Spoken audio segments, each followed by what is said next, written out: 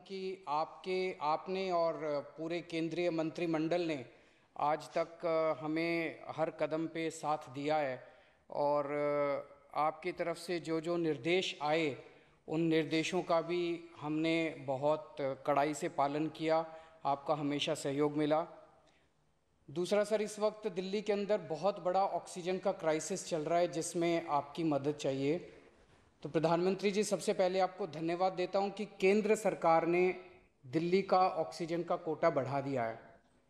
लेकिन सर, मैं आपसे हाथ जोड़ के प्रार्थना करता हूं कि इस बढ़े हुए ऑक्सीजन के कोटे को दिल्ली तक पहुंचाने में हमारी मदद करें। एक एस्टीमेट के हिसाब से दिल्ली को 700 टन ऑक्सीजन की ज़रूरत है। आपने हमारा कोटा 480 टन कर दिया, बहुत बहुत शुक्रिया। लेकिन पिछले 24 घंटों में इस बढ़ाए हुए 480 टन में से भी केवल 350 टन ऑक्सीजन दिल्ली पहुंच पाई है। प्रधानमंत्री जी, जब से ऑक्सीजन का संकट शुरू हुआ है मेरे फ़ोन बजते रहते हैं। कभी कोई अस्पताल कहता है कि 3 घंटे की ऑक्सीजन बची है, कभी कोई अस्पताल कहता है कि 2 घंटे की ऑक्सीजन बची है। हम कारण जानने की कोशिश करते हैं तो पता चलता है कि पीछे किसी राज्य ने दिल्ली के लिए ऑक्सीजन लाने वाले ट्रक को रोक रखा है। हमने मदद के लिए केंद्र सरकार में कुछ मंत्रियों को फ़ोन किए। शुरू में उन्होंने खूब सहयोग किया सर, लेकिन अब वो भी बेचारे थक गए हैं। सर, देश के संसाधनों पे तो 130 करोड़ लोगों का अधिकार है ना। अगर दिल्ली में ऑक्सीजन की फैक्ट्री नहीं है तो क्या दिल्ली के 2 करोड़ लोगों को ऑक्सीजन नहीं मिलेगी? जिस राज्य में ऑक्सीजन की फैक्ट्री है, क्या वो दिल्ली की ऑक्सीजन रोक सकते हैं?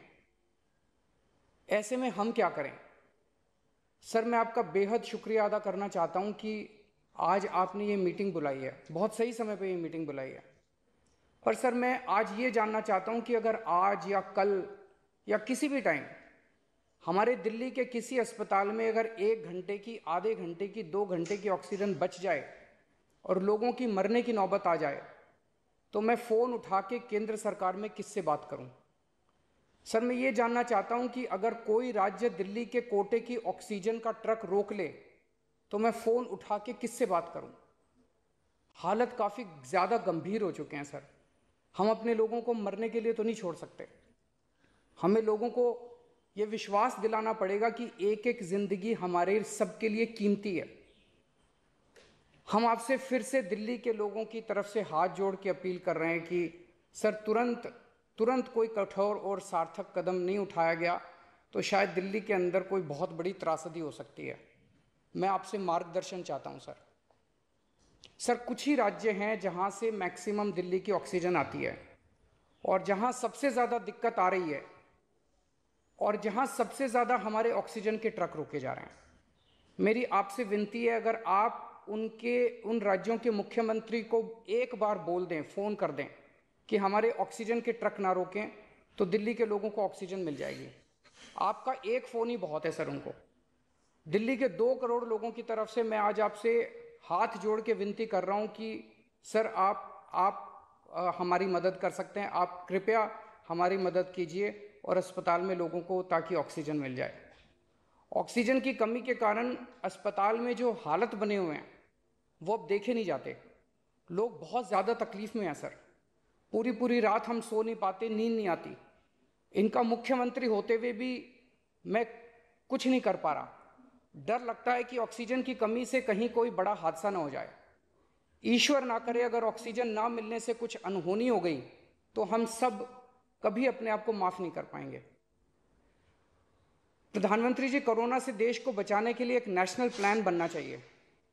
इस नेशनल प्लान के अंतर्गत देश के सभी ऑक्सीजन प्लांट्स को तुरंत आर्मी के जरिए केंद्र सरकार टेक ओवर करे। ऑक्सीजन प्लांट से निकलने वाले हर ट्रक के साथ एक आर्मी का एस्कॉर्ट व्हीकल रहेगा तो कोई उस ट्रक को फिर आगे रोक नहीं पाएगा। सर, दिल्ली का जो ऑक्सीजन का कोटा आपने बढ़ाया, हम उसके बड़े शुक्रगुजार हैं। लेकिन उसमें लगभग 100 टन ऑक्सीजन उड़ीसा और वेस्ट बंगाल से आनी है। हम परसों से, जब से कोटा बढ़ा है, हम कोशिश कर रहे हैं उस ऑक्सीजन को दिल्ली लाने की। मेरा आपसे निवेदन है कि यहाँ से ऑक्सीजन अगर हो सके तो हमें हवाई जहाज से उपलब्ध करवाई जाए और नहीं तो जैसा अभी बताया गया, आपका आइडिया है ऑक्सीजन एक्सप्रेस शुरू करने का, वो ऑक्सीजन एक्सप्रेस शुरू करके वेस्ट बंगाल और उड़ीसा से हमें ऑक्सीजन दिलवाई जाए। आइडिया नहीं, ऑलरेडी चल रहा है। सर दिल्ली तक नहीं पहुंच पा रही हमारी, दिल्ली तक नहीं आ रहा। उसमें अगर हमें दिल्ली के लिए भी कॉरिडोर मिल जाए तो आपकी बड़ी मेहरबानी होगी सर। आपने 2-3 जगह तो कर दिया सर, आपके इंटरवेंशन से मुझे पता चला। एक दिल्ली के लिए और करा दीजिए सर, यहाँ की हमारी 100 टन ऑक्सीजन उधर से आनी है। प्रधानमंत्री जी, हमारे देश के वैज्ञानिकों ने इतने कम समय में जो वैक्सीन बनाई है, इसके लिए हमारे वैज्ञानिक साधुवाद के पात्र हैं। आपने इसमें जो प्रयास किए, आपका बहुत बहुत शुक्रिया।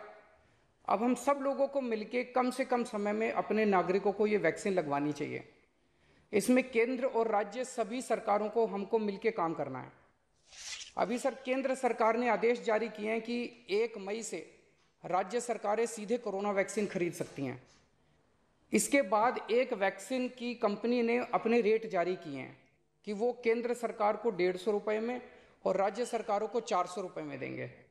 सर एक ही देश में एक ही सामान के 2 रेट कैसे हो सकते हैं? 1 नेशन 1 रेट होना चाहिए।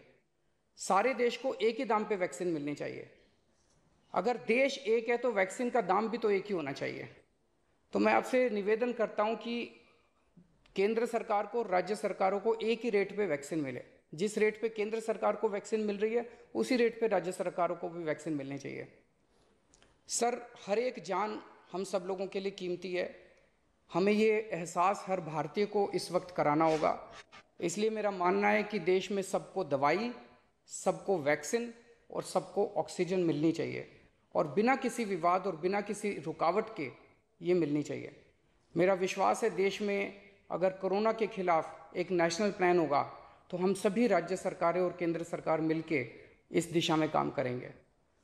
सर कोरोना की वजह से दिवंगत आत्माओं को शांति मिले। मैं कहना चाहूंगा। हाँ जी सर। भंडाऱ्याची उधळण म्हणजे